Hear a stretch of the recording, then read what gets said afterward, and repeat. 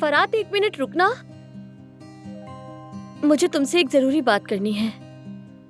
हाँ बोलो ना गुल, तुम्हारे लिए तो हमेशा वक्त है। हाँ बोलो गुल, ऐसी क्या बात करनी है?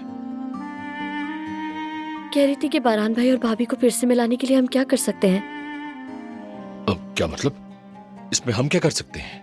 नहीं, मतलब बराह रास्त हम नहीं, लेकिन भाभी बिल्कुल अकेली रह गई है। बहुत सोचती है मगर कोई हल नहीं निकलता।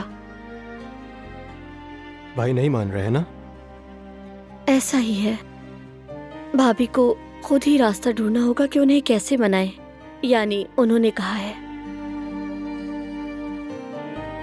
या अल्लाह, आखिर बारान भाई चाहते क्या है? ये तो वो खुद जानते हैं और अल्लाह जानता है। फिर भी हम सोचते हैं इस बारे में। यानी अगर हम लोगों को कोई आइडिया आया तो मिलकर कुछ ना कुछ करेंगे हम। ठीक है, मैं तैयार हूँ। जान है तो फिर कैसा काम? ये काम हम संभाल लेंगे, फिक्र मत करो गुल। आशिकों को मिलवाना हमारा फन है।